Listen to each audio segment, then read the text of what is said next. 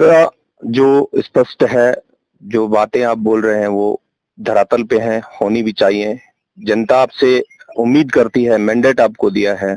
आपका राज्य में दूसरा दर्जा बनता है।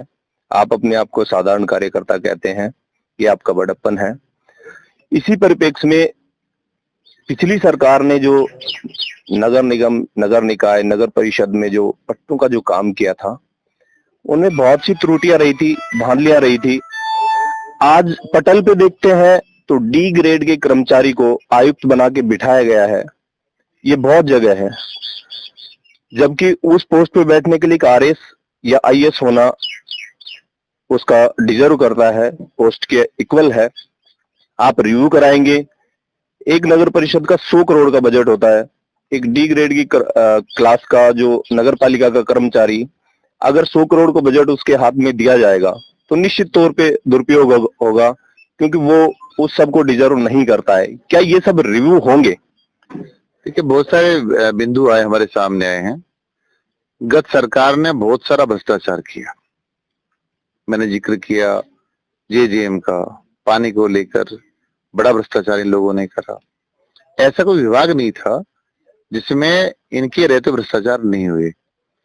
मैं एक 2-3 किस्से बताना चाहता हूँ उदाहरण के रूप में, कि इनकी सरकार में यूडी टैक्स अर्बन एरियाज है वहां कटना चाहिए था। हमारे सामने बड़ा संकट आ गया। इन लोगों ने 5 साल में करा क्या कि जो यूडी टैक्स लेना था वो ले नहीं पाए। भारत सरकार की जो ग्रांट मिलनी थी वो रुक गई।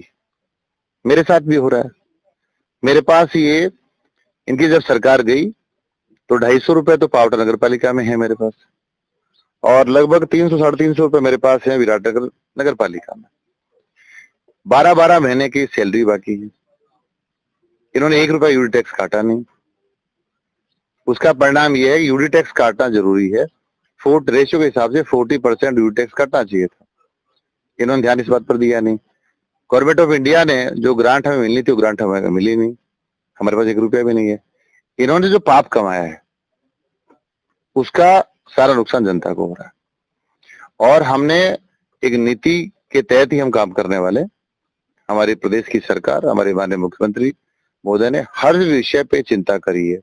सब लोगों से राय लेना, हर वर्ग को बुलाते हैं, सब समाजों को आमंत्रित करते हैं, उनके सुझाव लेते हैं, और जो सुझाव आते हैं उनका क्रियान्वयन हमारी सरकार करवा रही है।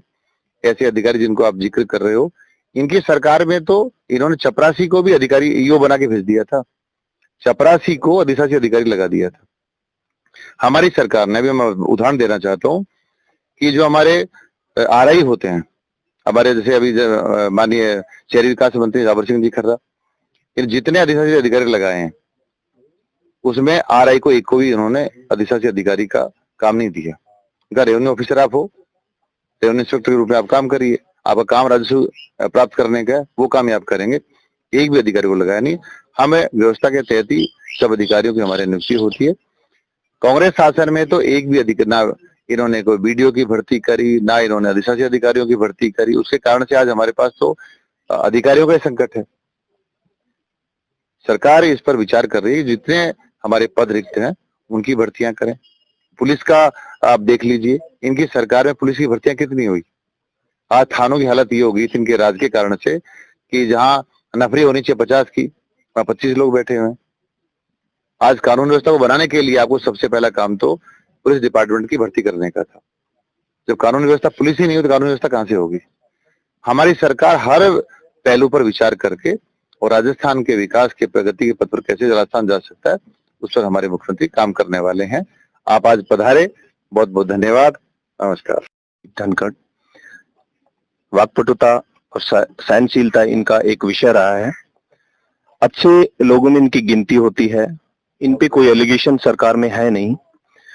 हम इसी परिप्रेक्ष्य में यहाँ पे जो सीएम की जो सभा होनी है वो धन्यवाद सभा है, और एक गांव में सीएम का आना एक बहुत बड़े विषय को अपने आप में बनाता है। हम उम्मीद करते हैं स्टेट के राजा अगर यहाँ पधारते हैं तो पब्लिक के लिए वो चीजें आसानी से है।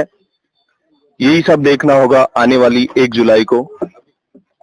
मेरे साथी कैमरामैन अंश के साथ धर्मवीर यादव, भाकरी, पावटा। ये थी इस वक्त की बड़ी खबर। ऐसे ही तमाम खबरों के लिए जुड़े रहें पल्स 24 न्यूज के साथ।